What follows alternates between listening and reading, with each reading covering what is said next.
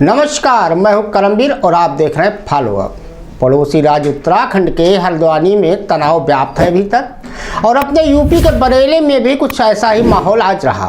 वसीम बरेली का एक शेर इन सबको देखकर दिमाग में कौंध रहा है कि इस दौर सियासत का इतना सा फसाना है, बस्ती भी जलानी है, मातम भी मनाना है। जी हाँ, मोदी सर हैं तो कुछ भी मुमकिन है। अपने दूसरे कार्यकाल के अंतिम दिनों में जिस तरह से मोदी सर ने भारत रत्न की एक के बाद एक अब तक 5 धुआंधार घोषणाएं की हैं, इससे तो यही लगता है कि मोदी सर को अपनी तीसरी पारी को लेकर चिंता सता रही है। तभी तो उन्हें इंडिया गठबंधन में पलीता लगाने के लिए पहले कर्पूरी ठाकुर के नाम की घोषणा भारत रत्न के लिए करनी पड़ती है, जिसके कुछ ही दिनों बाद बिहार में नीतीश बाबू का हृदय और सत्ता परिवर्तन हो जाता है। फिर राम मंदिर प्राण प्रतिष्ठा से दूर रखे गए लाल कृष्ण आडवाणी को भारत रत्न देकर पार्टी के असंतुष्ट कार्यकर्ताओं को थामा जाता है। और अब आज यानी शुक्रवार को मोदी सर ने एक साथ ट्रिपल सेंचुरी मारते हुए एक साथ उत्तर से लेकर दक्षिण तक को 2 पूर्व प्रधानमंत्री चौधरी चरण सिंह और नरसिम्हा राव और हरित क्रांति के जनक प्रोफेसर स्वामीनाथन को भारत रत्न दे दिया। चरण सिंह के बहाने मोदी सर ने इंडिया गठबंधन के एक और सहयोगी दल रालोद यानी कि पश्चिम उत्तर प्रदेश हरियाणा में जाटों के बीच अच्छी दखल रखने वाले चरण सिंह के पोते जयंत चौधरी भी अब कुल मिलाकर भाजपा के ही आंगन की शोभा बढ़ाएंगे। वहीं पूर्व प्रधानमंत्री नरसिम्हा राव के जरिए भाजपा दक्षिण में कांग्रेस को घेरने और अपनी पकड़ मजबूत करने के तौर पर इसका इस्तेमाल करेगी। स्वामीनाथन के जरिए किसानों में पैठ बनाने की कोशिश होगी। अब चुनावों में इन सबका क्या असर होगा ये तो राम ही जाने। आइए आपको बताते हैं कि भारत रत्न से जुड़े कुछ रोचक तथ्य। चुनावी साल में भारत रत्न सम्मान के बांटे जाने के सारे रिकॉर्ड मोदी सर ने तोड़ दिए हैं। बीते 15 दिन में 5 बड़ी हस्तियों को देश के सर्वोच्च नागरिक सम्मान भारत रत्न से सम्मानित किया गया है। सम्मान पाने वालों में 2 पूर्व प्रधानमंत्री, 1 पूर्व उप प्रधानमंत्री, 1 पूर्व मुख्यमंत्री, साथ ही एक जाने माने कृषि विशेषज्ञ शामिल हैं। 4 को मरणोपरांत यह सम्मान दिया जा रहा है। इन 5 नामों की घोषणा प्रधानमंत्री मोदी सर ने खुद की है। केंद्र सरकार ने पीवी नरसिम्हा राव, चौधरी चरण सिंह और MS स्वामीनाथन को भारत देने की घोषणा की।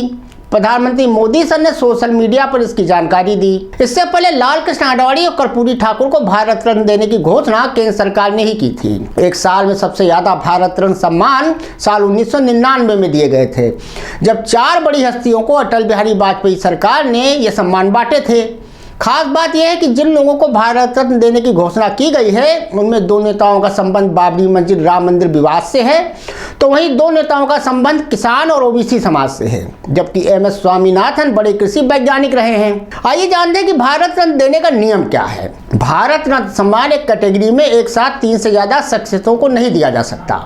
भारत रत्न देश का सर्वोच्च नागरिक सम्मान है, जो किसी क्षेत्र में असाधारण और सर्वोच्च सेवा को मान्यता देने के लिए दिया जाता है। भारत रत्न सम्मान राजनीति, कला, साहित्य, विज्ञान के क्षेत्र में किसी विचारक, वैज्ञानिक, उद्योगपति, लेखक और समाज सेवी को दिया जाता है। भारत रत्न सम्मान की शुरुआत तत्कालीन राष्ट्रपति डॉक्टर राजेंद्र प्रसाद ने 2 जनवरी 1954 को की थी। स्वतंत्र भारत के पहले गवर्नर जनरल चक्रवर्ती राजगोपालाचारी, पूर्व राष्ट्रपति डॉक्टर सर्वपल्ली राधाकृष्णन और वैज्ञानिक डॉक्टर चंद्रशेखर वेंकट रमन को 1954 में पहली बार इस सम्मान से नवाजा गया था। पूर्व प्रधानमंत्री पंडित जवाहरलाल नेहरू की सरकार में 12 लोगों को भारत रत्न से सम्मानित किया गया था। इनमें उनका खुद का भी नाम शामिल है।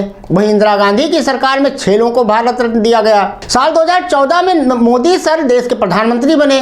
इन 10 सालों में उनकी सरकार में 10 लोगों को सर्वोच्च नागरिक पुरस्कार से सम्मानित किया जा चुका है।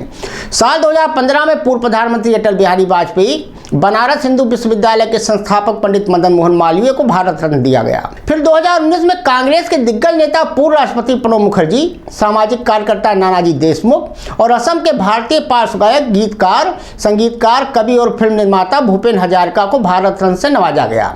इसके बाद साल 2024 में यानी मौजूदा साल में, जो कि चुनावी साल भी है, उसमें लाल कृष्ण आडवाणी, कर्पूरी ठाकुर, नरसिम्हा राव, चौधरी चरण सिंह और MS स्वामीनाथन समेत 5 लोगों को भारत रत्न से सम्मानित किया जा रहा है।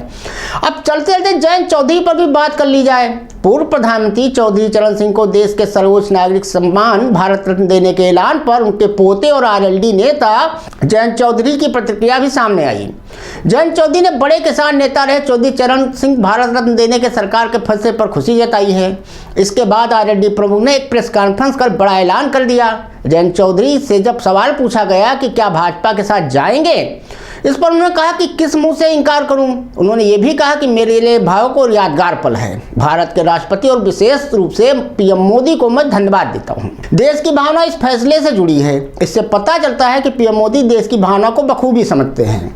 पीएम मोदी ने अजीत सिंह जी का सपना साकार कर दिया। वहीं अब जयंत चौधरी का एक पुराना वीडियो वायरल हो रहा है जो साल 2022 का है। रालोद मुखिया जयंत चौधरी का यह बयान यूपी के 2022 विधानसभा चुनाव का है, जिसमें भाजपा के ऑफर पर जयंत चौधरी ने जवाब देते हुए कहा था कि मैं कोई चवन्नी नहीं हूं जो पलट जाऊंगा। इस दौरान उन्होंने भाजपा पर भी निशाना साधा था और कहा था कि मैंने सोच समझकर फैसला लिया है।